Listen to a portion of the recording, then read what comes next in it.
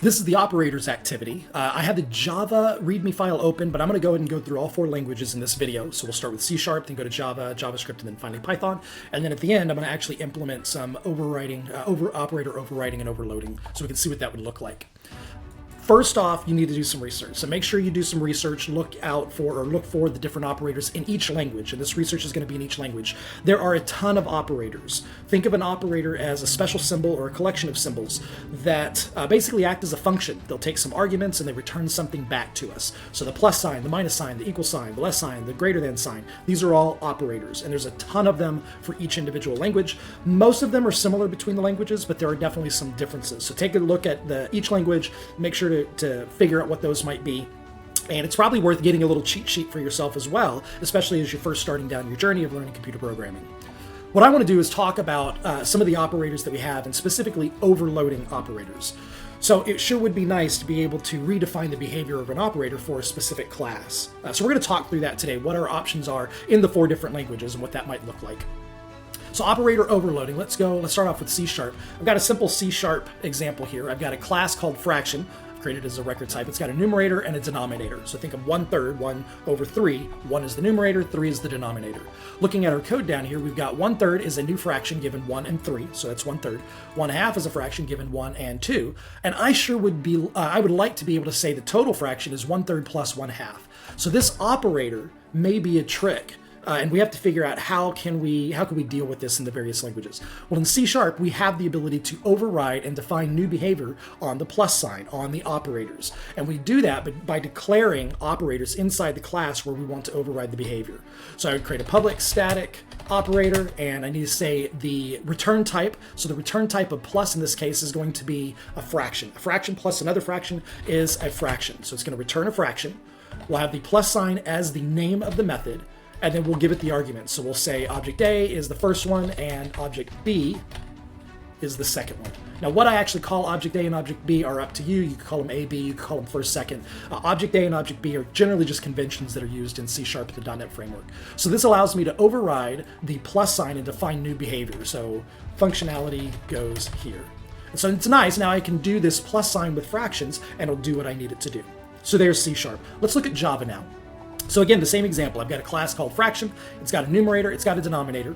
And then down below, I've got 1/3 equals 1 over 3, 1/2 is 1 over 2. I sure would like to be able to say total is 1/3 plus 1/2. This does not work in Java. There is not a way to override the behavior for operators inside the Java language. So what we're left with is to create another method that will add those together.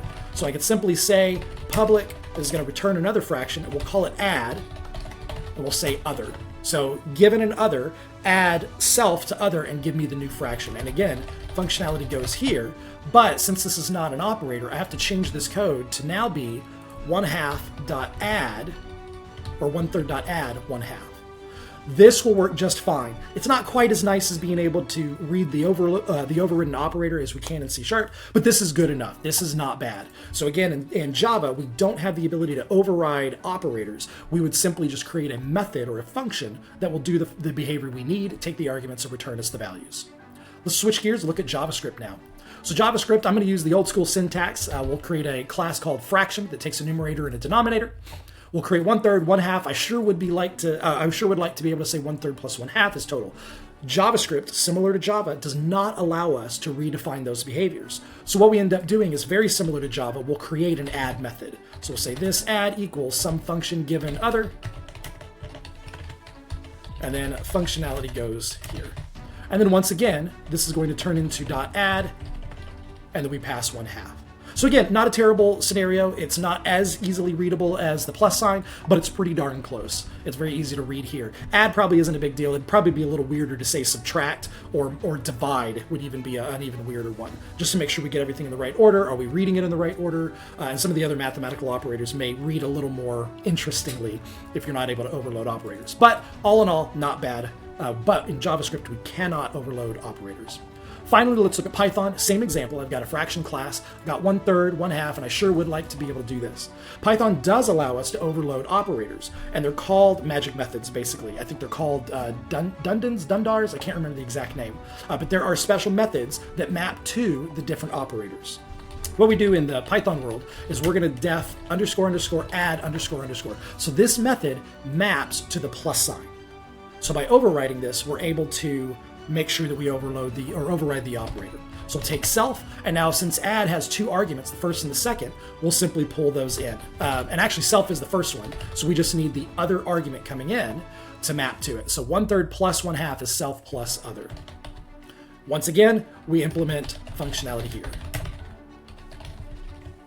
So that's basically the conclusion of that part of it. Now that we've done that, I think it might help just to take this one step further. I'm going to go ahead and implement a couple of these. I'll do it in the C# world, and I'll do it in the JavaScript world, just so we can see what some of the code looks like for implementing this add method. I want to demystify everything and help you see how all of this really applies and pulls together. So again, we've got the main function here. We've got 1/3 plus 1/2. So what do we need to do here? So there's no magic here. We have to tell the runtime, how do you add fractions? Because it doesn't know. So thinking about fractions, what we have to do is, given 1/2 and 1/3, the first thing we need to do is find a common denominator. Then we need to convert the numerators to a new fraction that's based on that denominator. Then we can add the numerators together. So that's our process. So we'll start off and we'll just say, var common denominator equals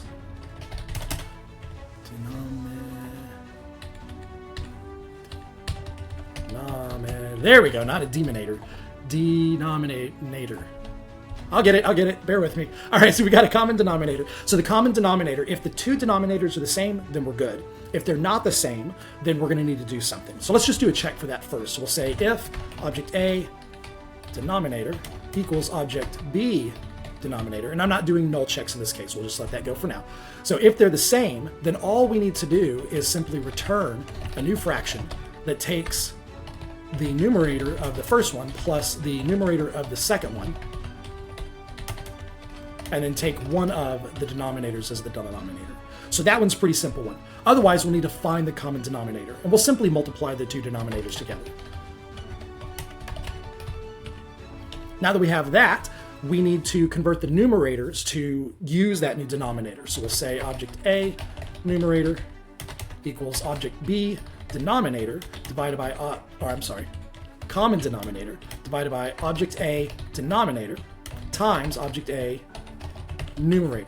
So this is the whole cross-multiplying thing that you remember probably from grade school. So we're going to take the common denominator, divide it by the original denominator. That'll give us a multiplier. And we take that multiplier times the numerator of A. We do the same thing on B. Common denominator divided by object B denominator times object B numerator. And then finally, we're going to return the addend, so the sum of object A and object B numerators with the new denominator. So our new fraction is going to be object A numerator plus object B numerator, and then the common denominator. Now you could also do some reduction of fractions, because in this case you may have a fraction that can be reduced. You might even do that lower, find the lowest common denominator. That could be a way you could do this as well. I'm just going to let it be what it is for now, just to keep it simple, but that certainly could be something you might want to do to prevent overruns and overflows of integers and mathematical operations. But that's basically the idea. So we're actually telling it how to do that. So let's do the same thing. We'll just do the JavaScript example. And these are going to look very similar in Python and Java, but in the JavaScript example, we've got our add functionality here. We'll do the same thing that we were planning on. So if this denominator equals other denominator, then what we're going to do is we're going to return a new fraction that is this numerator plus other numerator with our denominator.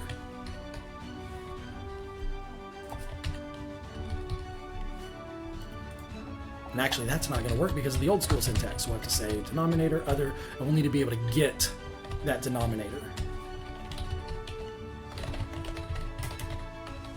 So let's hold on to that so that we can access it.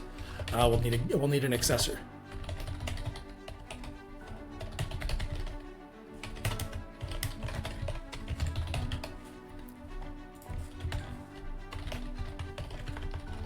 So if our denominator equals the other denominator, then we'll take our numerator plus the other get numerator.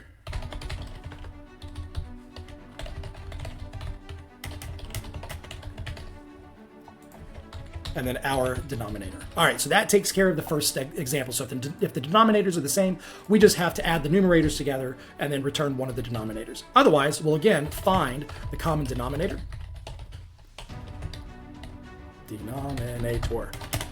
So now that we've got that, again, we're just going to simply multiply. So we'll say our denominator times the other get denominator. And then we'll do the same thing we did before. So this, or let's say this numerator. So this adjusted numerator equals common denominator divided by our denominator times our numerator. And other adjusted numerator is common denominator divided by other get denominator times other get numerator.